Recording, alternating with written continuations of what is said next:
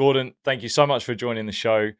I'm very excited about this episode. Well, thanks for inviting me, Lewis. I'm really looking forward to it as well. The preamble that we've just had before this start of recording is gold dust already. But I want to start off with the start of this as to the origins and the passion, and maybe the story behind where your passion and research into perfectionism began. Sure. Well, I was fortunate that I was hired at York University in Toronto along with my future colleague for decades now, Paul Hewitt, because we were hired the exact same time and got together in terms of the rookie experience as faculty members. And one day, Paul said to me, I've got this idea about perfectionism being multidimensional and having different elements to it. Do you know anything about putting together a personality scale? And I said, I sure hope so, because I'm teaching that to the graduate students. So, we just started talking from there about the conceptualization, and I had ideas about the conceptualization based on work I've been doing on motivation and other personality factors. So that was a critical thing. And then we're actually born, I think, 2 or 3 months apart. So there's a lot of similarities, although Paul's from Western Canada and I'm from Ontario. And but also later on, just shortly after that, I became the director of undergraduate studies at our university in psychology, where we have 5,000 majors of students in psychology, and each week I would have sessions set aside for appointments with students, and at least half the time they would be coming, it was really something to do with adjustment, whether it was university adjustment or mental health adjustment. And I was seeing so many people who looked like very capable students, and indeed they are, but they were very perfectionistic, and it was the perfectionism that was holding them back, sometimes in terms of procrastination, sometimes just in terms of beating themselves up all the time, in terms of, I'm not perfect, and I'm shameful, and that kind of mentality. So in addition to the research, although I'm not a clinician, I saw it in terms of counseling students who are coming in. And I learned the importance of getting the immediate feedback when you can do something to help somebody right away. And it always reminded me that this focus on perfectionism, or whatever we do in research, is about the people. It's not about the concept, or the academic part is great, but at the end of the day, we've got so many people out there who need help, who need different way of going about things. And that really resonated with me as well. And at the same time, it was relentless, because student after student was coming, and when you have that many majors in psychology.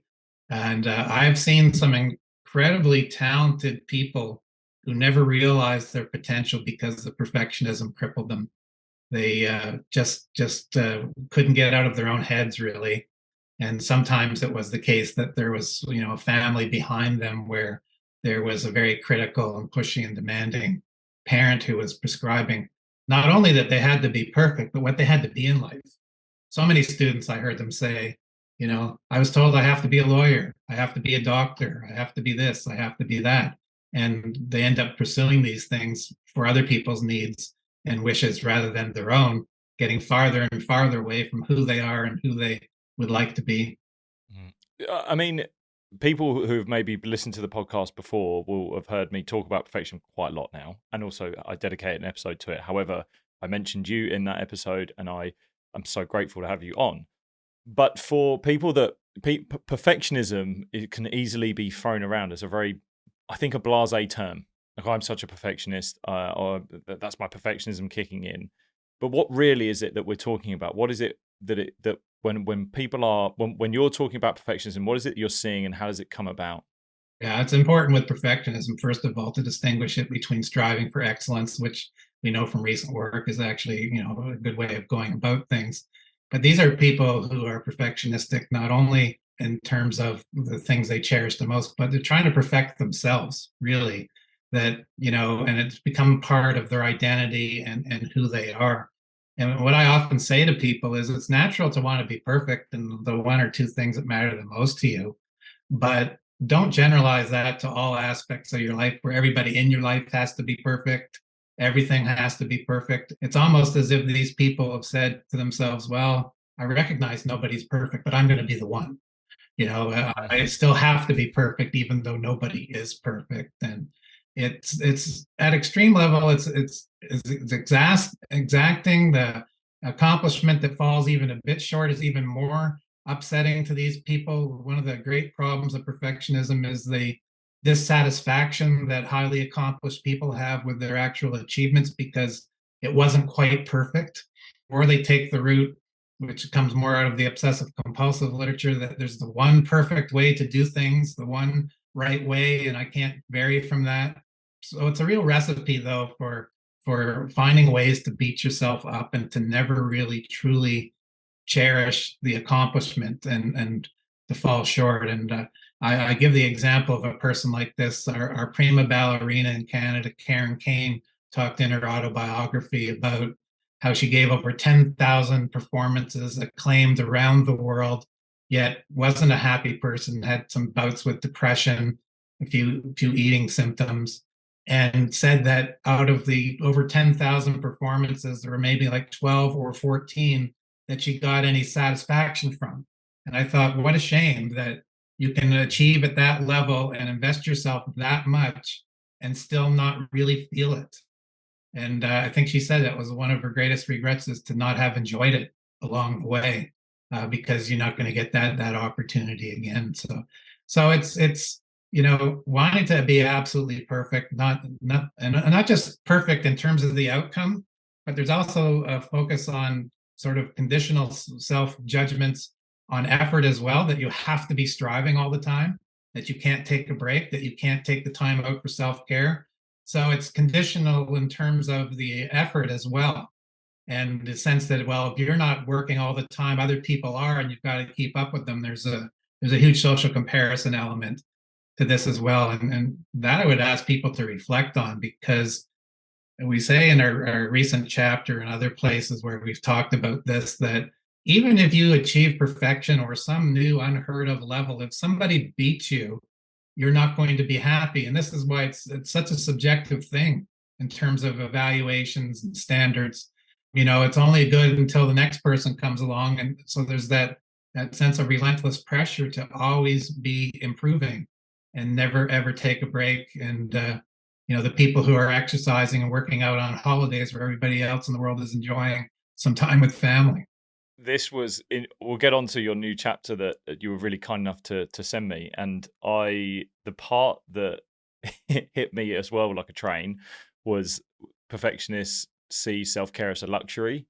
And I this is it's just made me think of this right now. When I was growing up, I had this quote literally hung up on my room, that it was pretty much bang in front of my bed, so that as soon as I woke up every morning, that was the first thing I saw. And it said, "You don't have to train today, but somebody else already is." There it is. There it is. Right.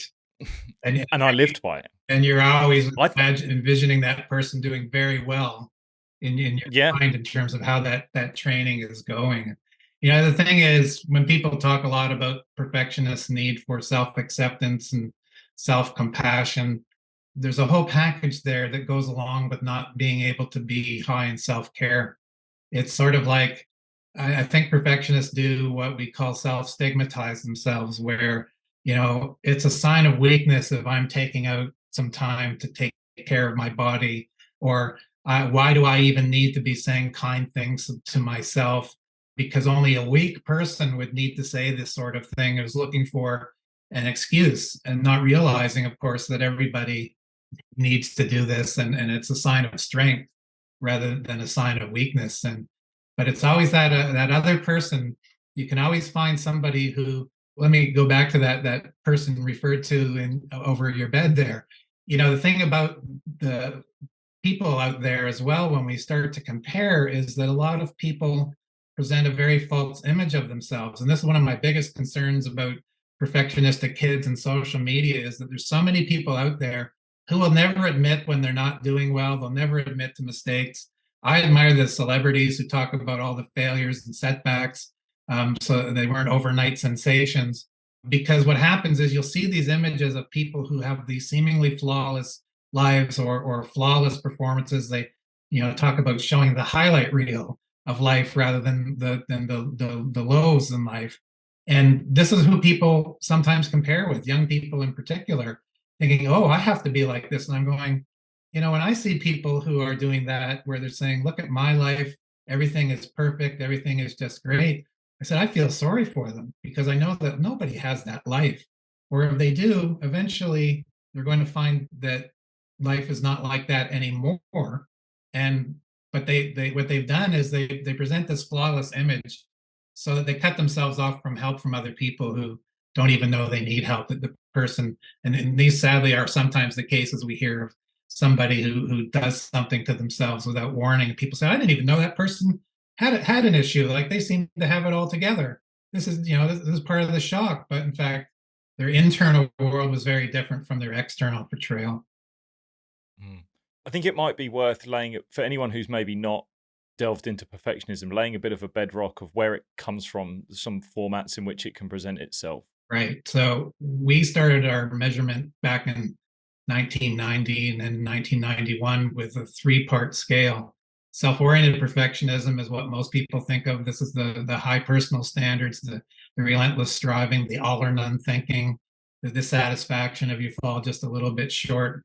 But what distinguished our work was then taking an interpersonal perspective and indeed realizing that much of perfectionism is interpersonally rooted in terms of why do people need to be perfect in the first place. So we have other oriented perfection, which is demanding perfection from other people. And although this hasn't been studied in the sports psychology world very much, this is very relevant if you encounter an other oriented perfectionist who's demanding that you're absolutely perfect and will be critical of you. And there's all kinds of conflict and demoralization that comes when you encounter these people. And I would encourage people listening to the podcast or watching it to read the first chapter of Andre Agassi's autobiography, in which he says, I hate tennis. And you think, how can a guy who's got such acclaim and so much fame and money and victories say, I hate tennis? Well, it comes down to his father essentially having him hit like 10,000 balls in the sun every day without fail and essentially driving the enjoyment out of it for him. So other oriented perfectionists can come into play when you actually do have somebody in your life who's that demanding and that intrusive and controlling.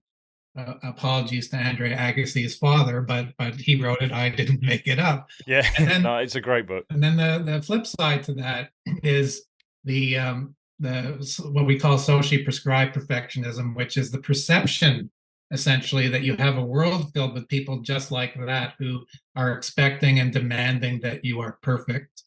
And this is the most pernicious and destructive form of perfectionism that there is, because there's no winning with this particular orientation if it exists. And maybe it's just a perception. Maybe you just perceive that others expect you to be perfect, but it could be veridical, as in the case of Andre Agassi, or the pressures of sports at a high level. It's not your imagination that you have to be like this, but there's a problem, and the problem is that the levels of imposed perfectionism are so high that you can easily feel helpless and hopeless. One of the items on our scale is the better I do, the better I'm expected to do, so that you just keep escalating up in terms of pressure.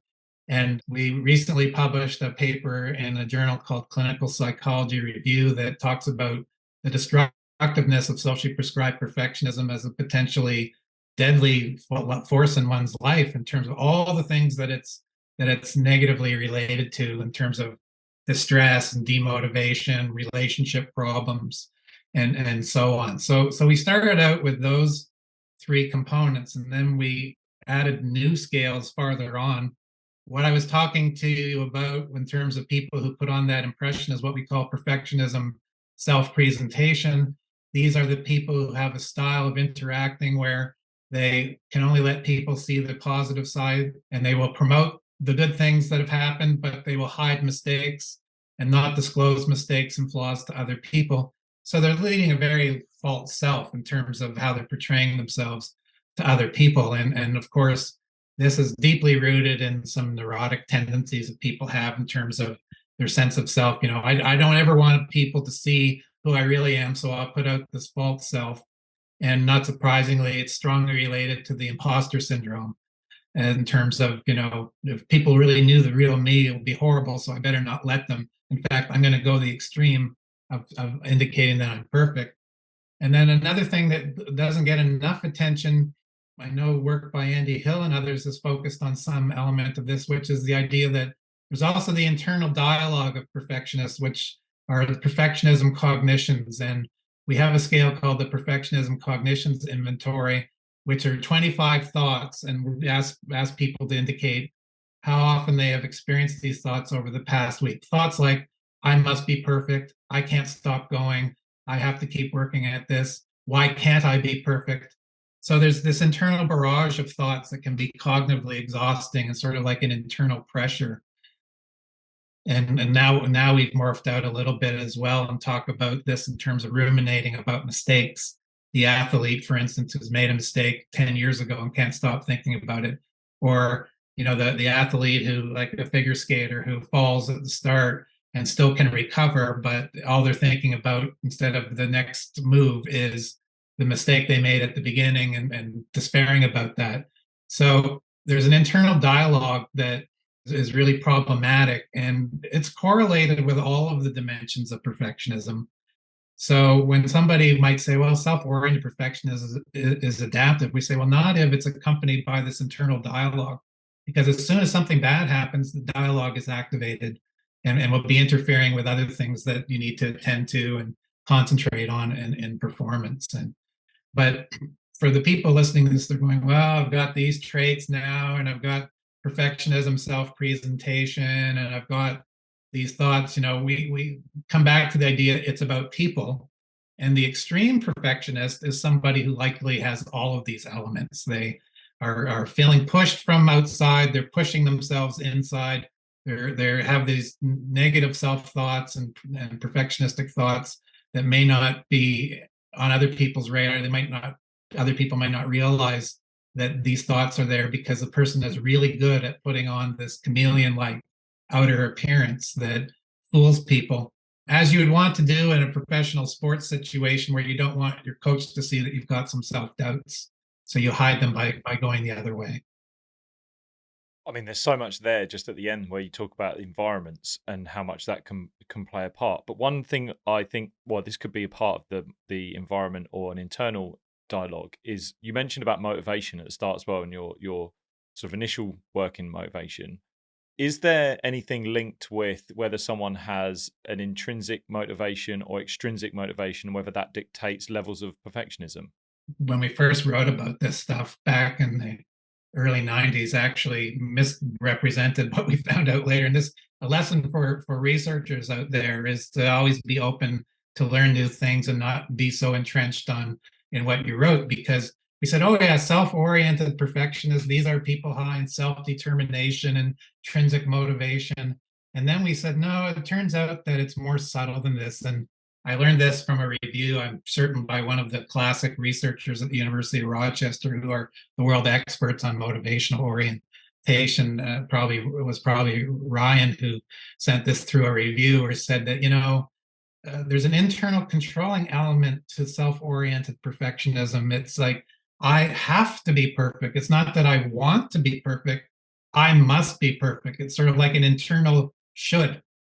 So it's not autonomous, self-directed, self-determined motivation. It's an internal pressure that can weigh on people. So we said in later writing, saying, we said this about self-determination, and isn't it great to be somebody who's autonomous in this? But it's not. It's internally controlled, and this was in part something we had to accept, given that we couldn't really find the correlations with the positive forms of motivation that ought to have been there based on how we describe it. So, it's like, now we talk about, and this comes from my colleagues' work in clinical situations, about a person's relationship with themselves, with self-worry. What kind of relationship do you have with yourself? If you were just a self-determined, you'd have a very good relationship. I can do this. I can do this mindlessly or mindfully, whatever, and just move ahead. But the self-oriented perfectionists typically are people who are self-critical, and the relationship with themselves is not that great. So the ultimate focus for change is to get them to be kind to themselves, to be self-accepting, and to not feel that they have this internal dictate that they're putting on themselves and judging themselves in a very harsh way at the end of the day. In other words, they have to live with themselves. Mm. I've always said to people that the way in which I sort of started the process of building my awareness of my perfectionism was through mindfulness, but that was just purely a self-awareness exercise, which it is, right? It's Yeah. purely about just the ability to see yourself as you are. Then it evolves into the asking of questions and trying to catch yourself being perfectionistic. It's never a guarantee, but it's almost lowering the rate at which you are perfectionistic. Yeah. Have you seen that as a great a tool that you use for people to address it? Yeah, first and foremost, when we say, we're asked, can a perfectionist change? We say, well, first of all, are they aware of how perfectionistic they are? Are they also Okay. aware of potentially these other dimensions? They might not realize that there's an interpersonal side that's impacting their lives. And then do they want to change? And then potentially mindfulness comes into play. We do have a paper where we look at this conceptually, and then we talk about some data that we write about some data that we have in there about how perfectionism is essentially antithetical to mindfulness. That perfectionists do not, the mindful orientation of most perfectionists is harsh self-criticism, internal rumination, which I think crowds out that ability to be mindful. And I come back to the classic descriptions of mindfulness with Kabat-Zinn, people like that, who originated the idea that, and this goes right back to Maslow and Rogers and other classic theorists about the importance of being rather than doing.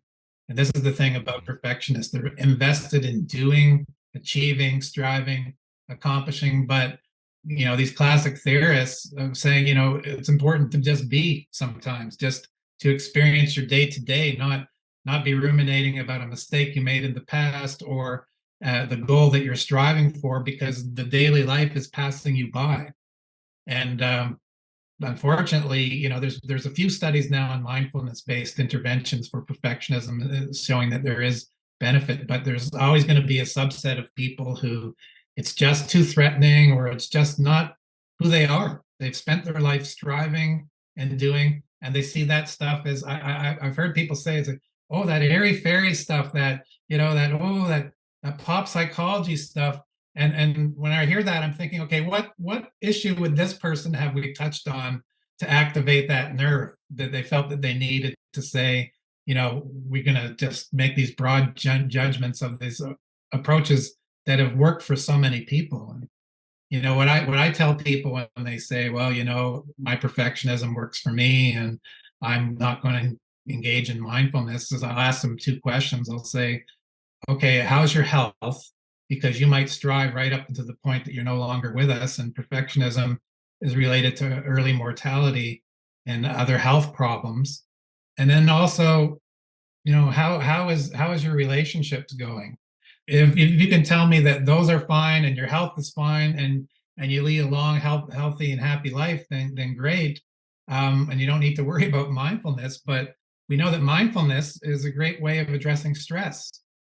This is one of the main ways that people say you go over yoga or whatever, all the activities that could be related to it.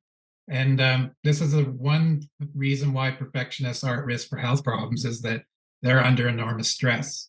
Sometimes the stress is from outside, but sometimes the stress is within inside. And we have a newer measure we call the self-generated stress scale, that perfectionists will find a way in non-stressful times to make their lives stressful, so that the body essentially and the mind never get a break. Wow. Yeah, I have an interesting thing that I'm doing at the moment where I'm challenging myself to do meditation every day, but essentially I fall into a pit of where I'm essentially, am I being perfectionistic about the mindful practice of doing it every day? Yeah. And it was interesting you spoke in your chapter about routines, and when we get on, we can talk about rigid perfectionists, and thinking, okay, well, I've got a routine, but I know this routine is good for me. Like I know this is actually addressing other parts where it's it could rear its ugly head. So essentially, the way I'm seeing it now is, yes, I've got a routine and I could rigidly stick to it. The same way I might stick to a routine of brushing my teeth. Is brushing your teeth obsessive? Is it or is it actually just something you should routinely do because it's good for you? right? I'm seeing it as that. I'm seeing it as something that I'm routinely doing to address other things that I know are probably bigger boulders in my life where perfectionism will really kick in. Yeah, I think that's the way to do it. I think the key is when a day comes where you can't do it, how do you react? And what we Yeah. talked about in this recent chapter and the previous sports related one before it is the notion of perfectionistic reactivity, which is, how do you react when things are not perfect or you can't stick to the routine or, you make a mistake or whatever. And unfortunately, not only all that stress and pressure of perfectionism exists, but also there's a whole there's myriad ways of negative ways of reacting when things aren't according to plan, that seem to go along with perfectionism across cognition, affect, motivation, behavior, and so on. So in my case, with your example, routine's great and it's great for planning and get into regular approach. And then if a day comes by where somebody's late signing on for your podcast and you don't have time for it or something happens, not then slip into the, oh, how, I need to be hard on myself. I need to give myself an internal kick because I didn't get to it today, because that's just getting farther and farther. That's sort of like double jeopardy in terms of you didn't do it and now you're being hard on yourself in a totally harsh way in terms of that mindset. So I can see, and I think we learned from the pandemic that, when routines are disrupted, it's very troubling for most people. Anytime there's something that you were doing that's become automatic and regular, and now you have to think things through in a different way, you have to concentrate, and regroup and so on. It's not easy to do. And, you know, the routines are a part of our life, but the key is to not then be judging oneself or other people in terms of their routines. So this I see tons at the moment in sport, and I see it as well in young people because they are. I was a harsh critic growing up. I still am my harshest critic sometimes, but now the critiques of the young that I'm seeing coming through in sports, I've not seen it like this before. People criticizing efforts that they haven't even put in yet and worrying about something that is so minor with there being very little perspective built into it. Do you think this is due to the societal socially prescribed perfectionism upping? But I have an interest. I don't know whether. Do you think society has increased its socially prescribed perfectionism? Because I then look back at things in, say, the 40s and the 50s and people presenting a really outward image. And I think of an older generation now where we see a lot of people who haven't almost dealt with themselves and have suffered for long periods of time without almost telling us. Is that because they were putting out a perfect image, or is it now we're just hearing about it way more and it's so much more out there in the open? I think it's magnified now, but I also think it's more salient. And I attribute a lot of it to social media in terms of, you know, what happens to somebody famous or infamous when they make a mistake and how the Mm, world can now pounce on this person. And I have behind me the book we have with APA on perfectionism in childhood and adolescence. And in that book, we talk about the data that we've amassed that shows that perfectionism levels among young people are on the rise in a way that's similar to the meta-analysis that Andy Hill and Tom Curran did, which was, by the way, based on our three trait dimensions and measurements of perfectionism over the years. But if you look at it from the view of a young person, they can see plenty of examples of what happens to somebody who makes a mistake and how, you can easily get the message, the easiest way to not make a mistake is to hide what you're doing or to not actually do anything.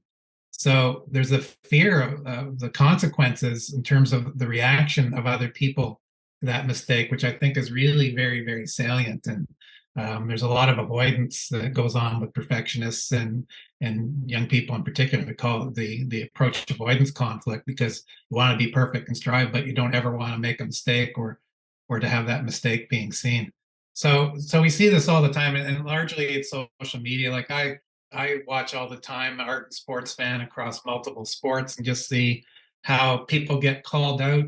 Our Toronto Blue Jays here in baseball, the manager is getting called out over the weekend for taking out the pitcher who was cruising along and bringing in a guy who just didn't have it, and they ended up taking a win possibly and losing. And the number of things that people were saying online is really alarming in terms and how personal it is. It's not like it was a bad strategy. It's like, this is an inadequate person. This kids will see this, they'll internalize it, and they also see the cyberbullying and things that they know that have happened that are more, perhaps unfortunately in their daily lives, or more in their spheres of what's going on at school or whatever. So I think what's happened is that, perfectionism's always existed. I was reading a sarcophagus in a museum uh, in Boston, as it turned out, and it actually referred to perfection in the translation of what was written on the sarcophagus. I saw that the theme has been around forever, but the salience of it and using it to judge people and judge oneself, I think, has been significantly magnified, and it's really problematic. And I would say that if there is a mental health epidemic that we've been talking about, and I believe that there is, mental health problems are magnified, that perfectionism is at the root of a lot of it, in terms of that judging oneself and feeling judged according to impossible standards. I find it interesting in sports like gymnastics as well, where there is the talk about the perfect 10 Yeah. and diving as well. I have had I've had a couple of divers on the podcast. I haven't had a gymnast yet, and to be fair, I hadn't really put perfectionism on my radar by the time I'd interviewed them. But it must be an interesting area for them as well, because they are purely judged on not only the athleticism in which they do it, but the aesthetics of it. Yes. And you think about the high jumper, the bar is raised all the time, right? It's Yeah, what was a perfect 10 for Nadia Comaneci back in the Olympics, is not what's required now. It's like, yeah. and that's the problem, is the subjective aspect to it, and knowing that other people are judging you would be enough for the perfectionistic person, the athlete in any of those sports, to say, and gymnasts, I've got to keep going. I can't take a break. And that's really problematic when they're injured and need to let the body heal, but just can't. And this is the point at which probably it looks more like an obsession or a compulsion, which goes back to me saying, it's not that I want to be perfect. I have to be perfect. I must be perfect, because there's always that judge out there who's going to nail me if I don't. So this is what we're talking about: rigid perfectionists. We're talking about people who just really can't. I think at the end of the chapter, you mentioned the tyranny of the shoulds, Yes, yes, um, yeah. And now, and that was, I thought that was brilliant. yeah, that comes from Karen Horney, and Albert Ellis talked about this as well. And I just found, by the way, a letter that he wrote to me, so I'm keeping Albert Ellis's signature down in my office. Um, but the people who rigid perfectionism is a concept that is now very salient in the research literature, because there's a new measure created by Martin Smith, who's one of our colleagues, called like the big three. There's three different components of perfection. I won't get into all that, but one of the clusters of factors is to measure rigid perfectionism. And in a setting where somebody has this rigid perfectionist, they're going to be resistant to change. They're going to be resistant to also downgrading the importance of perfectionism. One thing Albert Ellis said was that perfectionism is particularly irrational when it's become irrationally important, that a person has blown it up as the all encompassing. And he says, so what you need to do to help somebody who's a perfectionist is to get them to acknowledge that it's not always that important, to lower the importance element of it. And he suggested the technique of people going around and trying out minor mistakes to see that, wait a minute, maybe it's not so important after all, that the world will keep turning if I make a mistake once in a while. Of course, athletes will say, no, I can't make a mistake once in a while, depending on, the level of competition. But rigid people are inflexible. They're not willing to change. Part of this, I think, is rooted in the fear of what will happen if they don't keep along the way, because they imagine even more dire consequences and outcomes. But people will say, well, why not? Today, you can strive for excellence rather than perfection. No, can't do that. Today, you can see it as not all encompassing because there's other things that are more important. No, right now it's that important. So they resist change and they won't lower the goals and they won't let up on themselves either. But these are also the people I think are potentially very irritating to others as well, because I think there's an element of rigid perfectionism where you just see this as you see everything and everybody, and you're using these standards for judging others as well. And the problem is, we can say that nobody's perfect. Well, the rigid perfectionists will be the ones who will still say, yeah, well, too bad. That's what we're aiming for here. And nothing you can say or do will make me change that. So, and I said people can change if they are invested in changing and motivationally oriented towards it. These are the people who either can't or won't accept anything less. So, where does adaptability come in? So, this is a part of what the chapter Yes, is yeah, about, yeah. the new chapter. And it really did. I know I mentioned in the preamble how much this fascinated me, and I'll mention it in a minute, but I'd love for you to talk about what you found with adaptability and perfectionism. Here, let me just back that up a little and say where I became focused on this. Part of it was seeing the descriptions of rigid perfectionists who are unwilling or unable to change, but also, I was interested in this in terms of a project we did with the school board trying to develop a measure of resilience for children and saying, they don't just need to be resilient. The focus was on the kids who move from one level of school to the next, like from middle school here to high school, and managing that transition. Well, that's not just resilience. That's about how do you adapt to a new setting, new circumstance, new people, new teachers, new everything, and eventually a new way of having to look at yourself. And the pandemic teaches us, I think, that it's all about adaptability at certain points in our life. That here's a once in a century problem that nobody's had experience with. We had the Spanish flu back in the 1910s, but the people who would do the best in terms of this were people who had somehow developed a capacity or felt they had a capacity to adapt. And I have a paper that didn't have anything to do with perfectionism with my former postdoc and colleague, Dr. Avi Besser, where we looked at the sudden transition to online learning. And we measured adaptability and showed that the ones who said they did better in terms of that sudden abrupt transition were the ones who said they were more adaptable in life in general, measured with a scale created by a researcher named Martin in Australia. So I started to think about this in terms of, isn't this the ultimate form of bad perfectionism reactivity, the rigid perfectionist who can't adapt when there's all these signs and indications that change is needed, whether it's because they're now failing and they need a new approach, they need to, or they've got somebody in their lives that they have to adapt to. It can be adapting to other people. Yet rigid perfectionists are people who tend not to do this. That's like stay the course, double down on efforts, even if those efforts aren't working. And they have a very limited sort of repertoire of what they can do. So I think, part of the chapter can read, forget about perfectionism. It's just about adaptability in sports. There's a couple of studies cited about people who became pro athletes who never should have become pro athletes according to their background and their interviews. And adaptability came through in terms of one of the core attributes of these people. There's one paper about NHL draft, NHL players in the hockey who were never drafted. Well, how did they get to that point? Where in basketball, it would be our Fred VanVleet of the Toronto Raptors, who was undrafted yet is now looking at a free agent contract in the multi millions.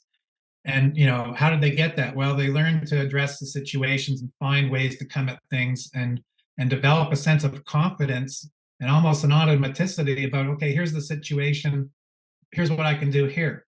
And the way I see it as potentially thing for perfectionists is I think of extreme perfectionist John McEnroe, famous tennis player, now commentator, also somebody who received treatment for angry outbursts and, the famous falling on your knees and screaming at the referee, "You must be joking." And I think even a couple of years ago, he even got thrown out of a charity match, even though he says that his treatment for anger had helped him. And I was watching the latest great documentary on McEnroe or some other interview related to it. And I said, although he has a problem with the emotional control, which is part of adaptability, learning to adapt your emotions and to tamper them down, he's very flexible in terms of the cognition. And he said that because he played chess, famous chess matches in the parks in New York City, he said he actually looks at the tennis court as a chessboard, and he has in his mind where all the shots have landed, and he has this mentalized as part of automatic now because he's done it so often, so he would know where he has to go in order to get a winner versus where he should stay away from. Because and I thought, think about that's cognitive adaptability at an incredible level, and the memory that goes with that. And it also builds in a confidence, though, because you know that if you can just put it in that spot, there's a way to win. And I said, successful perfectionists, incredibly successful perfectionists like John McEnroe, have found a way to adapt. They found a way to not let things get to them to the point. But when the chips are down and it looks like it's hopeless, they have something they can call on as a new way to go about it. Whether it's the coach with a change at the halftime in terms of we need to go about it a different way. And of course, because I love Ted Lasso as much as you love Ted Lasso, I will point to the episode where, okay, it looks like they've now got promoted and they're going to get sent right back down a level because they're not doing well. And then Ted comes up with the idea of, okay, we're going to try this other method that was worked back in the 70s. And this is the way that they got past that. And then don't want to ruin it for anybody who hasn't watched Nah. the final episodes. But this is a clear example of adaptability of, okay, it's not working. We need something else. And then here it is, as opposed to the person who's a coach who would say, I believe, like it says on the wall, but it's not happening. And I better just, pack it in or, get back into my own lane there where I belong. So, and I'm sure you saw many times in your career where you needed to come up, and sometimes it's dictated by the opponents, sometimes it's dictated by teammates, sometimes it's dictated by injuries where people are still playing but they can't do what they normally would be able to do. And it's that being able to do it automatically is an incredible skill. One of my things that really got me, and especially in the chapter, I think you wrote, athletes, they find a way or find your way. And that, so funny enough, as much as I had this quote up on my bedroom that said every day you've got to train, essentially, I had another one which was find a way. That was one that resonated with me. Now, my background for listeners and yourself maybe is that I have a condition that's a rare condition, and physically I couldn't do the skill which you would traditionally look at the textbook and go, this is how you do it. Right. So I remember one of the technical points of my skill is that you have to, in bowling in cricket, is you have to have your front arm, which is my right arm, which happens to be my weakest arm where my condition affects me. Right. And one of the technical drawbacks in bowling is if you start to drop it early, you can't bowl the ball in the area you can't be as consistent ultimately. But my arm and my shoulder that were trying to do a job and compensate couldn't do it very well. So my coaches had nailed me for this. They were like, you drop your front arm too early, you're not holding your front arm up long enough, you're going to struggle to be consistent unless you do this. Right. So I took myself away into the nets, and this was over weeks and months, and I was sort of just bowling in the nets. I'm like, how am I going to do this? And I'm just thinking what I'm doing and bowling and working on this and that. And then suddenly one day I just went, well, what happens if I pull my left shoulder back? If I use the strongest side that I've got and I pull that back, it just naturally brings my right shoulder forward, like you're squeezing between a door, between a small opening.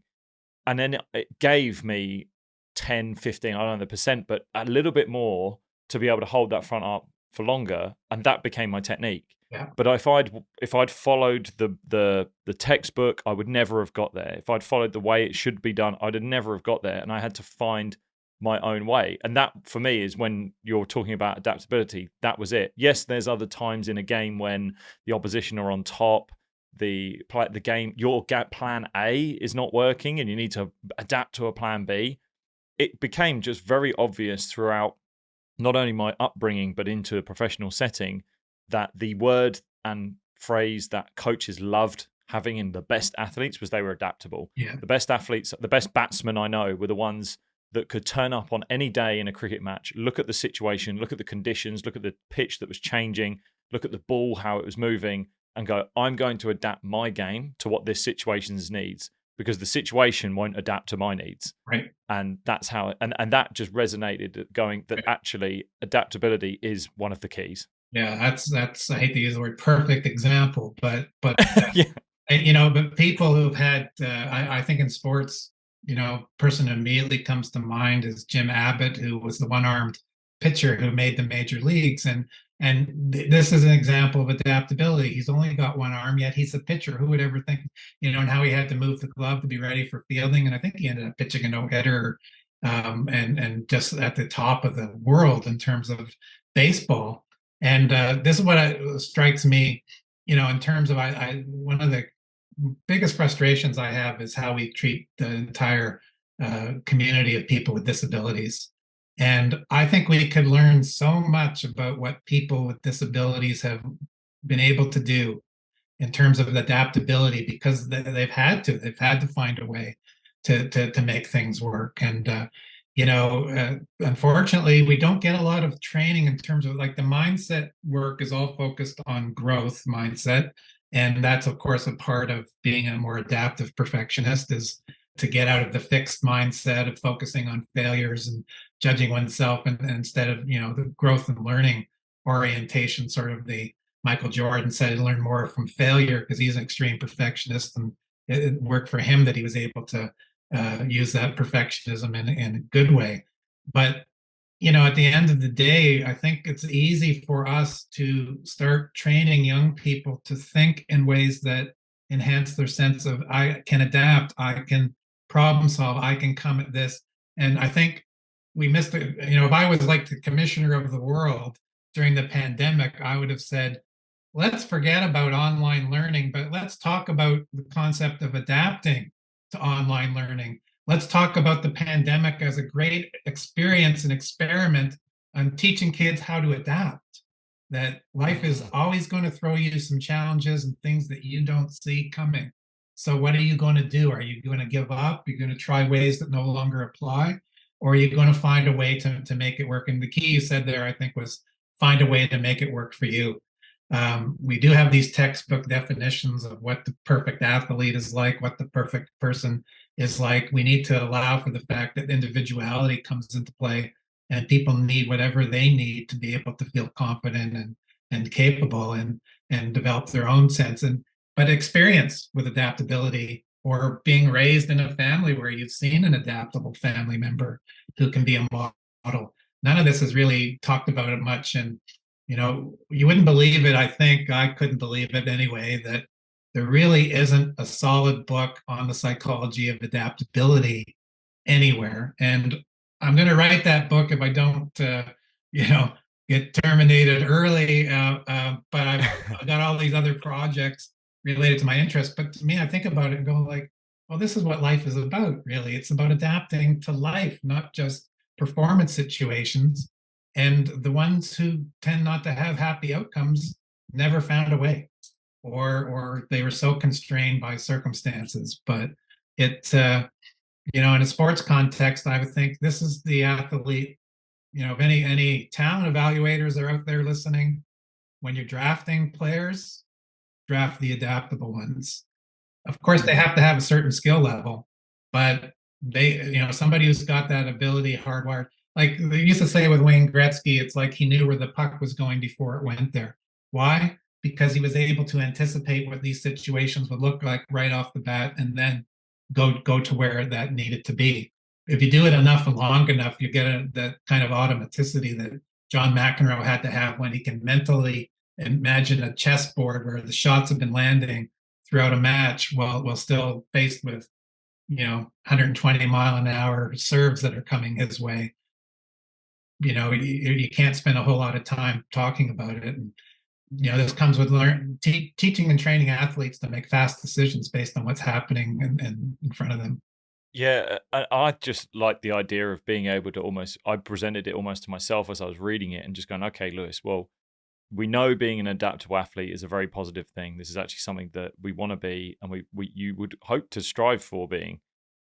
And while perfectionism brings all of its high standards and trying to achieve and going for great goals and driving towards excellence, but at the cost of many different things of your procrastination, comparison to others, fear of failure, doubting your actions, I almost present it going, right, well, which one do you want? You can't have both. Do you want to be adaptable or do you want to be perfect? Yeah. Pick one. And I think that then is, I almost feel that presentation of that to an athlete is not in the right word, a challenge. Like you're presenting a Right. challenge to them, but you're going, here's the option. Which one do you prefer? Which would you Right. rather be known as? Yeah. And I would also present that to the athlete facing retirement and saying, okay, Yeah. you want to be adaptable or do you want to be perfect? And by the way, what is perfect? Because Mm. the definition keeps changing. And then my other version of that I think of that came back to that school board project was I got so frustrated hearing about resilience and not about adaptability, even with the people, sometimes in the projects. So I say, okay, so what would you rather be? Would you rather be resilient or would you rather be adaptable? I think your answer would change depending on what was facing you at the moment. And the difference is, resilience is about bouncing back and to keep going and grit. But adaptability is being able to change as the circumstances are dictating it, and to come up with a new approach. And the high school student who's just starting high school, yeah, they need to be able to bounce back when they're not getting the grades and making the friends perhaps that they hope to make, or a particular teacher, but they also need to be able to adjust to an entirely new setting with new circumstances. And you need both in life, but so I get frustrated when I look at resilience papers and the resilience literature because I see that they either neglect adaptability or they equate adaptability with resilience. And we know from our own data with the school children that there's separate factors that emerge when you measure them both. They're correlated, Mm. but they're separate factors, and each one brings a different advantage to the in terms of well-being and motivation and so on. So you want to be able to bounce back, but you want to be able to adjust as the need arises. My episode with Mustafa Sakar, we sort of touched on the fact that building resilience, a great way to do it was to put people in imperfect environments, essentially. And I think anecdotally, in my own experience, some of the best training sessions that I can still remember to this day were not done in the most pristine conditions. They were done on very, very difficult, challenging situations. They were just and they were not, it was not every day I was doing that. I wasn't putting myself in these relentless environments continuously. It was the fact that we would face a challenge. We would do it in a very imperfect way. We would fail regularly. And that's where loads of characteristic growth happened, as well as skill development. And we were talking around, and I think he has got a PhD student that he's working with around resilience, perfectionism, and even some how you manage that in the environment. Mm-hmm. But that it just really hit home. And and then I sort of looked at, well, some of the athletes that I've seen that have done really well have succeeded at the very highest level. They haven't actually come from the most perfect situation. They haven't come from pristine Right. setups. They haven't come from these amazing facilities that Right. you would think would generate. I always think of Rocky Four Right. when he's fighting Ivan Drago, and This Ivan Drago's in the most the dreaded Drago, but he's in the most pristine conditions, and then Rocky's in the mountains, shifting logs up snowy mountains, and you're like, Right. that's an imperfect environment, whereas one guy's got the perfect environment, and they're building who comes out on top, right? And if Oh, you've seen the film, you know, yeah. and And life is like that kind of training, though, right? It's like you're going to experience things that are not anywhere near ideal. The kid who comes from a very challenging background, maybe not a lot of family resources, they found a way to make it work. And mm, but I never envisioned that we'd be talking about Drago today. tell you that when I was striving to get into graduate school and I would study, the very last thing that I would do before I left home and headed off to the school to take on my exams was to play the Rocky theme. Gonna fly now. Okay. And I had that in my head. So when I'm all the way there, instead of being anxious, I'm just, got it in my head, I'm going up those steps. And, anything that like that builds confidence, that distracts you from those other thoughts is useful. But I often think that they say, kids in our sample of kids in that study, we had out of like 300 or 400, we had 20 of them with this new measure I developed who said they were essentially perfectly resilient. They had maximum scores across 3 scales where they rated themselves as perfectly resilient. And I said, they have not experienced life. Nobody is perfectly resilient. You could be okay at some point and bounce back, but nobody has absolute perfect resilience. So they hadn't had the life experience that would lead them to Mm. make that kind of a judgment. But if they're going into situations thinking I should be, bulletproof when it comes to being able to overcome these things without the life experience. Now, I'm sure that a kid who was raised in a difficult family situation, maybe in without much money, or I think of the amazing stories that I tell students about, young students about, of homeless to Harvard, where homeless children have gone on to Harvard and other places, and what they had to do. That person, once they get to that level, is way more prepared to be successful than the one who said, "Oh, I'm perfectly resilient and I've had this great protective life, and thanks, and I'll be just fine." And when the first sign of challenge hits, might be their first opportunity to realize they don't have that skill set that requires coming at things from a different perspective. Yeah. Wow. Look, I'm very cautious of time, and I would like to. I hope this isn't too broad a question. If there's someone listening to this podcast and they're going, I am this. What we've been describing. I am a perfectionist. Right. I fear failure. I doubt my actions. I procrastinate. Have this rigidity in my routines, and I don't even feel I'm maybe adaptable and open to that change. What would be the first point of call that you would point them to start to address it and move themselves towards maybe a more adaptable approach and away from some of Yeah. the perfectionistic concerns that you get? What I would do with somebody like that, because odds are that they may have been perfectionists all their life. We, with our scale called the Child Adolescent Perfectionism Scale, measures 7-year-olds and up. But I know that we have had the accounts of like preschoolers are exceedingly perfectionistic. So it might be their only way of knowing the world, and probably be very threatening, and to just say, okay, now I'm going to do this. So one thing is, I would ask them to first of all do a real cost benefit analysis about what are they getting out of their perfectionism versus what is it costing them, and do they feel stressed and tired and burnt out all the time, for instance, because they're going to need that kind of rationalization to themselves about, because there's always the fear of what happens when I'm not perfect or striving to be perfect anymore. All these horrible things will happen. And I would say that, well, some of those things are happening, but in a different form right now in terms of that.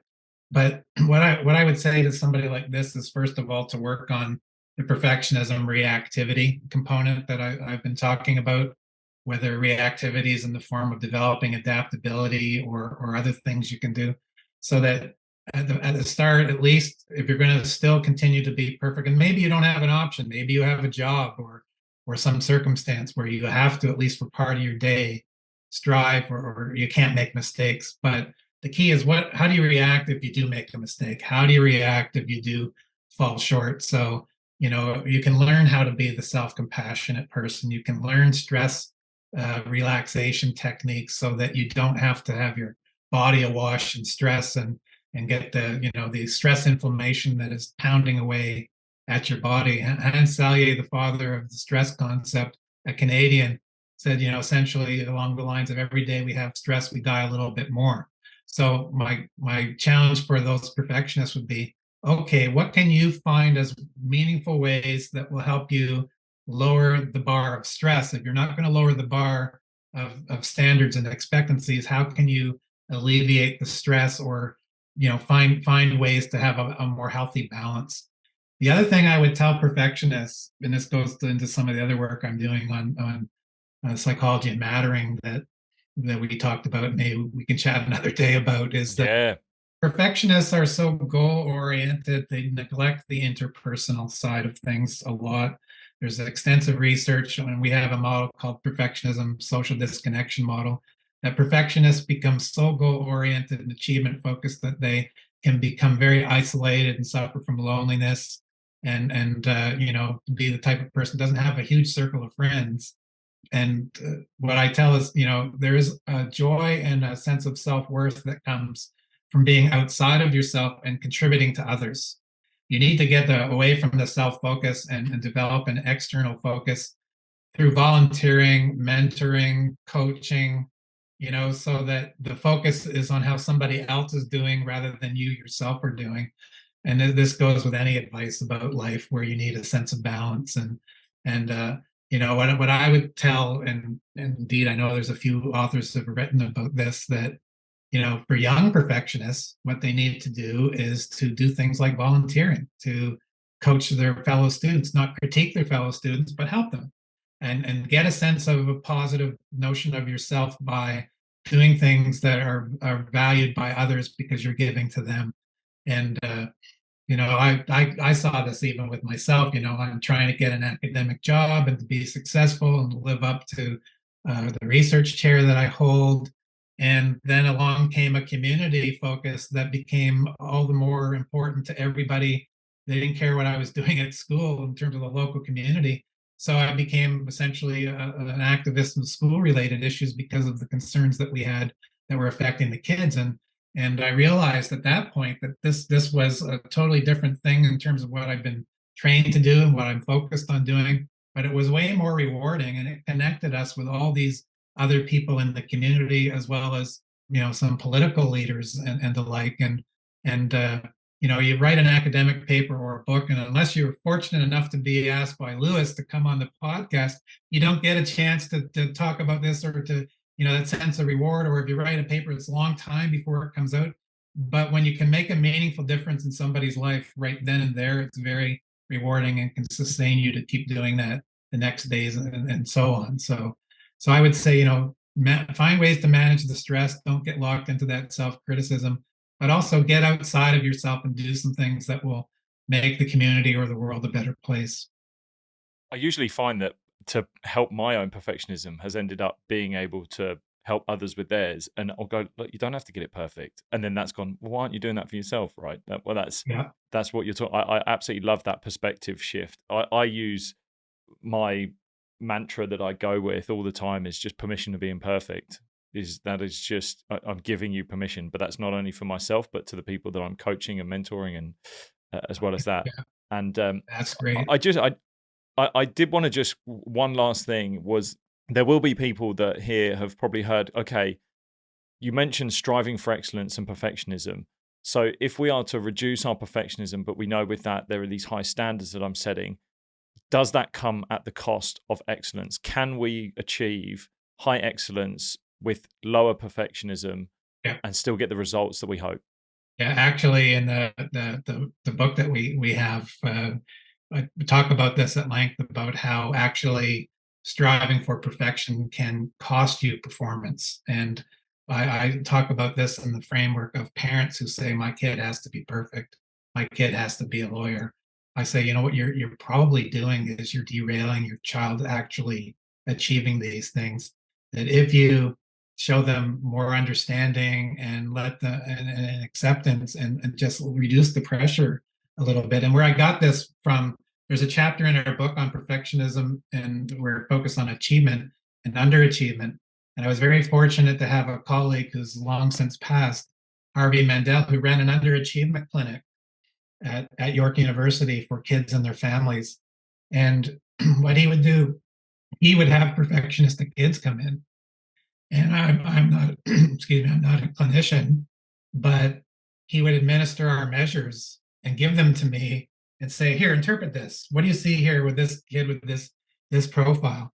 And I would say to him, what is the thing here? Like what are your goals with the perfectionism? He goes, I see kids regularly who have incredible talent, but they're the last ones in the room, including their parents, to realize it because they've crippled themselves with pressure and perfectionistic expectations so that they'll never ever be able to realize what their actual skills are. And he says, so the goal with them is to just lower the pressure and to then give them some skills and techniques, which is probably adaptability, that will allow them to Mm. thrive so that they don't immediately panic or want to hide or beat themselves up when things aren't working out according to plan. So I realized later, I said, he was sort of mentoring me in terms of, I don't know if he thought maybe I would be somebody who could help in the clinic eventually, but he recognized how many kids were coming in suffering from extreme perfectionism, and we're coming in with parents who had these expectations, but it wasn't always the case. And this is a key thing as well in terms of the models of perfectionism. He said he had one family he told me about where he assessed the parents upwards, downwards, and sideways and said these parents are not putting pressure on this child to be so perfectionistic and to be perfect. Then he realized it was coming from the peer group, that it was a highly competitive situation. It could be the perfectionism pressures with teammates if we're talking about sports. And how do you manage those pressures and the hyper competitiveness that's coming at you through these others? And realize that sometimes it's in the environment. So then how do you adjust to that environment and not internalize how you've been made to feel? So, but what I tell parents is the fastest way to make sure your child doesn't achieve what you want is to put that much pressure on them and to be, especially the critical parent who says, not only do I expect you to be perfect, now I'm going to tell you what a loser you are when you aren't this way, so that they can hear that voice all the time and it precludes them actually developing the capabilities that exist. So there's a lot to be said for parents who essentially have fixed mindsets and coaches who have fixed mindsets about the kids or the players, as opposed to, and they might talk the growth mindset, but that's not how they're judging and relating to other people. I was really interested. As you're talking there, I think about the environment I was in when I was a professional, and there was a lot of expectation and pressure put on from the other players, which came from the coaches. Yeah. And funny enough, one of the things that all of my teammates that I was a part of in those years we said the ones that adapted the best came out of that environment well. Yeah, who found a way to make it work. In Yeah. Toronto, we had one of the most well-known pitchers who was very successful, Dave Steve, who wrote a book, Tomorrow I'll Be Perfect.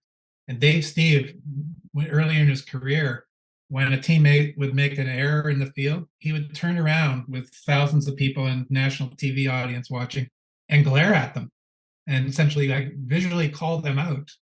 So that's where the other oriented perfectionism came in. And eventually you learn that's not going to help your teammate, because then the next time the ball's coming that guy's way, he's got the ball to think of as well as the image of the glare that he's going to get if it doesn't work out well. So, but yeah, you got to be able to adapt to teammates, and that's why it's amazing to me that there isn't way more work on adaptability, because in the sports and performance fields, there's so many different ways that can come into play. Yeah. And maybe you'll write the sports book on adaptability. Maybe it'll be me. um, Look, Gordon, thank you so much for your time. Before we finish off, the book that's coming out, it's not out yet, I Oh, don't it's just believe. just out now. The one edited Just out by now. Andrew Hill on perfectionism in sports. If anybody does a quick search, they'll find it. And Okay. and I don't mind people hearing about our book too on perfectionism in children and adolescents, which is also 2022, because in there we have a whole chapter about really trying to understand kids who are perfectionists. And at the end of the day, we ask ourselves, how do we understand why are they needing to be so perfect? And it gets down into some of the core concepts that we've talked about today. And if people want to reach out, where's the best place to find your work and find you? Best thing to do is probably just email me. I'm on Twitter as well, but gflett@yorku.ca, and help. And by the way, we both, my colleague Paul and I, we get contacted by people all the time, usually desperate for any kind of help in terms of their perfectionists. A sports example I'll give you is years ago, a father contacted me about his son who was a ranked tennis player, like 14 or 15, and developed the McEnroe approach, that he had an absolute angry meltdown whenever things weren't going according to plan. And I'm not a clinician, but this father said, I'm willing to come to Canada because I'm getting desperate here. Because this anger problem tied to his perfectionism is taking away his chance to be what he could be. And so we get contacted by people all the time. So when somebody says in the literature, oh, perfectionism is adaptive, I'd say, okay, well, tell it to these people who are, desperately searching for help. And my colleague even had somebody from Europe who said she would fly to Vancouver for treatment because she wasn't getting what she needed on the other side of the pond. And you know, these are the people who have recognized the problems. The unfortunate ones are the ones who can't recognize it, as we've talked about. And lastly, I always ask guests whether they, other than your own books, whether Right. you're recommending, whether there's a book that has inspired you. Maybe it's a documentary, a series, or even a quote that you love, you recommend, that you would throw out there. I read a lot of autobiographies, and I think that this is very instructive. So I would recommend any autobiography of an extreme perfectionist who's famous, and you can see the trials and tribulations. Bruce Springsteen is a great place to start. Eric Clapton, I have some issues with the vax thing with him, but he talked in his own book. It was an amazing book, which I got for $1, I think, somewhere, where he talked about his own self-critical perfectionism and two attempts at suicide that he thought he can't understand why he's still alive. It's amazing what people put into these books. And also Brian Wilson of the Beach Boys, his first book, where he talks about his perfectionism and growing up with his abusive dad. He of course, became the famous Brian Wilson and all the Beach Boys music, but the toll that it took in terms of his mental health as well. And another source I would tell people is, next time you see the movie The Breakfast Club, go and watch it and understand what's really going on in the lives of young people who are struggling with pressures and identity. John Hughes, who made that movie, had an incredible insight, and I use that movie because the main character, the brain, played by Michael Anthony Hall, I think is the actor, admits in the middle of the segment that he's in the Breakfast Club, which is Saturday detention at the school, because he had a gun in his locker and was going to end it. And the teacher found the gun, and then it turned out that he actually had a flare gun. But his problem was that he had an F in shop class, and he said, "I'm a perfectionist. I can't have it." He said, "I can't have it. My parents can't have it." But if you combine the 5 young people in that movie, you've got such a window into what it's like to be an adolescent. And for any parent who's judging their kid and wondering what's going on, go and watch that movie or rewatch it if you watched it years ago, and think about what it's like to be them, because there's the pressures and all the uncertainties and the identity, and there's also all the romantic stuff and all of that happening at a time when it's way too soon to have to deal with some of those issues. Yeah.